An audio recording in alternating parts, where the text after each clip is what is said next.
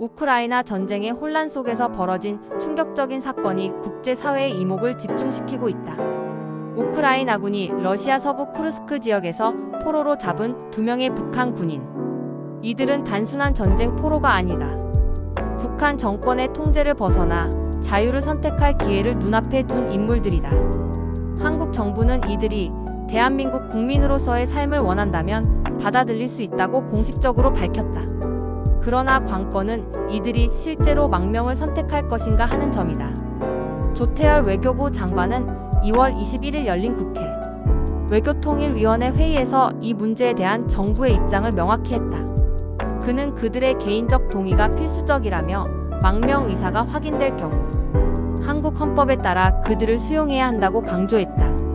한국 헌법은 북한 주민을 대한민국 국민으로 간주하며 따라서 이들이 명확한 의사를 밝힌다면 정부는 마땅히 보호해야 한다는 논리다.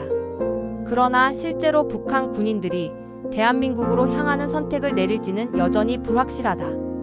현재까지 알려진 정보에 따르면 2명의 북한 군인 중 1명은 성이 리 씨로 밝혀졌으며 그는 최근 한국 언론과의 인터뷰에서 자신의 입장을 비교적 솔직하게 밝혔다. 한국의 유력 보수신문 조선일보가 2월 19일 보도한 인터뷰에서 리 씨는 80% 정도는 망명을 결심한 상태라고 말했다. 그러나 그의 말에서 망설임이 감지된다. 그는 최종 결정을 내리기 전에 먼저 난민 지위를 신청할 계획이라고 밝혔으며 이를 통해 더 안전한 방법으로 한국행을 고려하고 있는 것으로 보인다. 망명을 결심하는 것은 결코 쉬운 일이 아니다.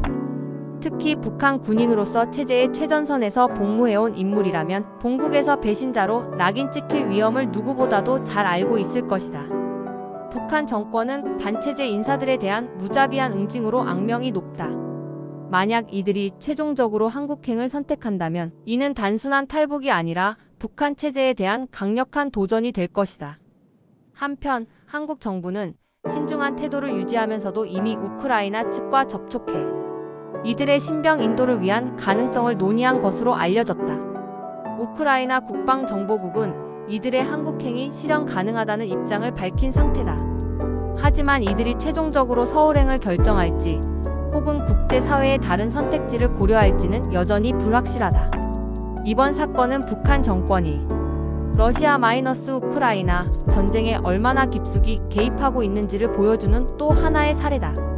북한은 러시아에 탄약과 무기를 공급하며 전쟁을 지원하고 있다는 의혹을 받아왔다. 그런 가운데 북한 군인들이 최전선이 아닌 러시아 서부에서 포로로 잡혔다는 사실은 이들이 단순한 군수 지원이 아니라 실제 작전에 투입됐음을 시사한다. 이들이 한국으로 넘어올 경우 북한-러시아 간의 군사 협력에 대한 내부 정보를 제공할 수도 있어 향후 국제 정세에도 적지 않은 파장이 예상된다. 한반도 안보 지형이 급변하고 있다. 북한의 핵 위협이 날로 고도화되는 가운데 한국에서도 핵무장이라는 금기어가 공론장에 오르기 시작했다. 과거에는 상상조차 어려웠던 독자적 핵무장 논의가 이제는 현실적인 선택지로 떠오르고 있다. 하지만 정부의 공식 입장은 신중하다. 조태열 외교부 장관은 독자적인 핵무장은 아직 시기상조이지만 결코 논의에서 배제될 사안이 아니다라고 말했다. 이 발언은 미묘하지만 중대한 시그널을 내포하고 있다. 과거 정부들이 미국의 확장 억제 익스텐더드 디터런스에 의존하며 독자적 핵무장을 극도로 경계했던 것과는 분명히 다른 기류다. 이제 한국 사회 내부에서도 우리의 생존을 위해서는 핵무장을 진지하게 고려해야 한다는 목소리가 점점 커지고 있다. 그렇다면 한국이 독자적으로 핵을 보유하는 것이 과연 현실적인가?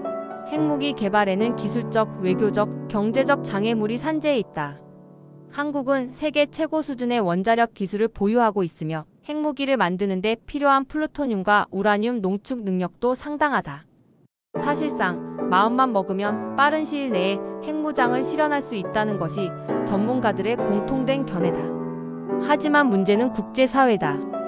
한국이 핵개발을 강행할 경우 이는 핵확산 금지 조약 NPT 체제에서 이탈하는 것을 의미하며 미국을 포함한 주요 동맹국들의 강력한 반발을 초래할 수 있다. 실제로 과거 일본도 핵무장 가능성을 논의한 적이 있지만 결국 미국과의 동맹 관계를 고려해 포기한 바 있다.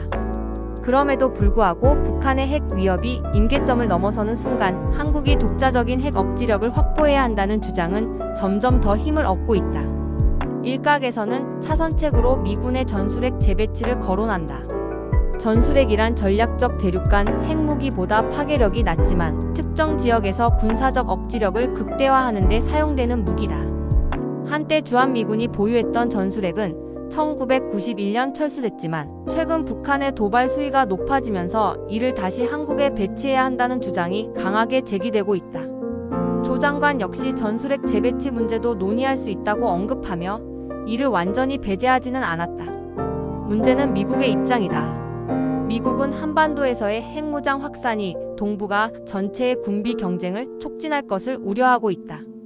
중국과 일본이 반발할 것은 물론이며 북한은 이를 빌미로 더욱 적극적인 군사 행동에 나설 가능성이 높다. 그러나 한국 내에서 우리는 북한의 핵 위협을 무조건 감내해야만 하는가? 라는 의문이 커지고 있는 것도 사실이다.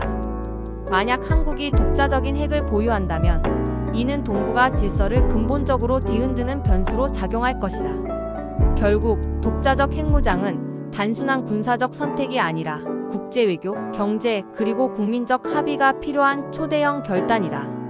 한국은 지금 역사적인 선택의 기로에 서 있다. 올해 11월 대한민국 경주에서 열릴 예정인 아시아태평양 경제협력체 APEC 정상회의가 국제외교 무대에서 초유의 긴장감을 불러일으키고 있다. 그 중심에는 블라디미르 푸틴 러시아 대통령의 참석 여부가 있다. 러시아의 우크라이나 침공 이후 서방 세계에서 사실상 외교적 고립을 자초한 푸틴이 한국을 방문할 가능성이 제기되면서 이번 APEC 회의는 단순한 경제협력의 장을 넘어 국제정세의 분수령이 될 수도 있다는 전망이 나온다. 조태열 외교부 장관은 푸틴 대통령의 APEC 정상회의 참석 여부에 대해 신중한 태도를 보였다.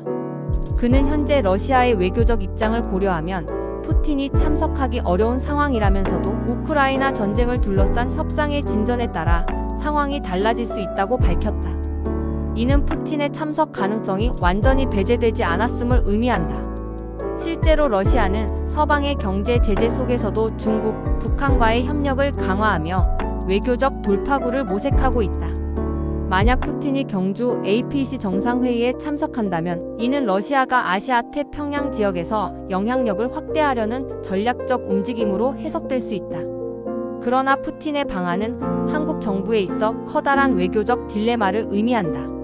미국과 유럽연합 EU는 러시아를 국제사회에서 더욱 고립시키기 위해 지속적으로 제재를 강화하고 있으며 한국도 이에 동참해 러시아에 대한 수출 규제와 금융 제재를 가하고 있다. 이런 상황에서 한국이 푸틴을 맞이한다면 미국과의 동맹 관계에 미묘한 균열이 생길 가능성이 있다. 반면 푸틴의 참석을 거부할 경우 러시아와의 관계는 더욱 악화될 것이며 이는 한국 경제와 안보에도 적지 않은 영향을 미칠 수 있다. 특히 러시아가 북한과의 군사 협력을 강화하는 상황에서 한국이 러시아와의 외교적 채널을 유지하는 것이 필요하다는 의견도 나온다. 푸틴 대통령은 2005년 노무현 정부 시절 부산에서 열린 APEC 정상회의에 참석한 바 있다. 그러나 2022년 우크라이나 침공 이후 그는 서방이 주도하는 국제회의의 모습을 드러내지 않고 있으며 대신 러시아 내에서 자국 중심의 외교 전략을 펼치고 있다. 이번 APEC 회의는 그가 다시 국제 무대에 나설 수 있는 기회가 될 수도 있다.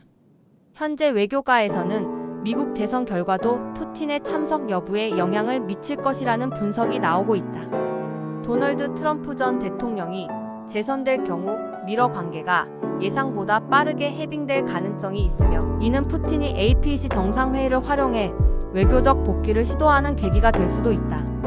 반면 조 바이든 대통령이 재선될 경우 푸틴의 국제사회 복귀는 더욱 어려워질 전망이다. 결국 푸틴의 APEC 정상회의 참석 여부는 단순한 외교 행사 이상의 함의를 지닌다. 한국은 국제사회의 긴장 속에서 균형을 유지해야 하는 어려운 외교적 시험대에 놓여 있다. 한국 외교부가 최근 뉴욕 총영사 교체를 결정한 배경에는 단순한 인사 이동이 아닌 한국 정치권을 뜨겁게 달군 이념 논쟁이 자리 잡고 있다. 지난해 8월 15일 광복절 행사에서 뉴욕 총영사 김의환이 남긴 발언이 거센 논란을 불러일으키면서 결국 그가 교체 대상으로 선정되었다. 김 총영사는 이날 연설에서 친북 좌파 세력을 척결해야 한다는 강경 발언을 내놓으며 대한민국 건국일 논쟁에 불을 붙였다. 그의 발언은 국내 정치권뿐만 아니라 외교 무대에서도 상당한 파장을 일으켰으며 결국 외교부가 인사조치를 단행하는 데까지 이르렀다. 이 사건은 단순한 외교관의 정치적 발언을 넘어 한국 사회에서 반복적으로 논란이 되는 대한민국 건국일 문제를 다시 수면 위로 끌어올렸다. 보수 진영에서는 1948년 8월 15일을 대한민국 정부 수립의 날이자 사실상의 건국일로 간주한다. 반면 진보 진영에서는 1919년 4월 11일 상하이에서 수립된 대한민국 임시정부를 국가의 출발점으로 본다. 김 총영사의 발언은 이러한 역사적 해석을 둘러싼 갈등 속에서 나온 것이었으며 그가 뉴욕이라는 국제적인 외교 무대에서 이를 언급했다는 점에서 더 큰 논란을 불러일으켰다. 당시 뉴욕 광복절 행사에서 김 총영사는 대한민국의 정체성을 강조하는 취지로 발언했지만 그 과정에서 친북 좌파 세력을 철저히 응징해야 한다는 정치적 색채가 강한 표현을 사용했다. 이는 행사 참석자들 사이에서도 찬반이 엇갈리는 반응을 불러일으켰고 이후 국내에서도 여당과 야당 사이에 날선 공방이 오갔다. 특히 행사의 다른 연사였던 독립유공자 후손단체 대표 이종찬이 대한민국 건국일 논쟁에서 진보적인 입장을 내비치자 김 총영사가 이에 강하게 반박하며 즉석에서 논쟁이 벌어졌다는 점이 알려지면서 더욱 큰 화제를 모았다. 결국 외교부는 김 총영사가 외교관으로서 정치적 중립성을 지키지 않았다고 판단했다. 조태열 외교부 장관은 김 총영사는 이미 스스로 거취를 결정했으며 이번 봄 외교 인사 개편에서 교체가 확정되었다고 밝혔다. 외교관의 역할은 외교적 균형을 유지하는 것인데 김 총영사의 발언은 한국 내부의 정치적 논쟁을 외교 무대로 확장시키는 결과를 초래했기 때문이다. 그러나 보수 진영에서는 이번 교체가 정치적 보복이라는 주장도 제기된다. 김 총영사의 발언이 보수적 이념을 반영한 것이었기 때문에 이를 문제 삼아 교체한 것은 특정 정치 세력의 압력 때문이라는 해석이 나온다. 반면 외교부와 정부 측은 외교관의 가장 기본적인 역할은 국가의 공식 입장을 대변하는 것이며 개인의 정치적 신념을 외교 무대에서 표출하는 것은 적절치 않다는 원칙을 강조하고 있다. 이번 사태는 단순한 인사 문제가 아니라 대한민국 외교관이 정치적 중립성을 어디까지 지켜야 하는가에 대한 중요한 선례를 남겼다. 한국 사회가 여전히 이념적 갈등을 극복하지 못하고 있음을 보여주는 사건이기도 하다.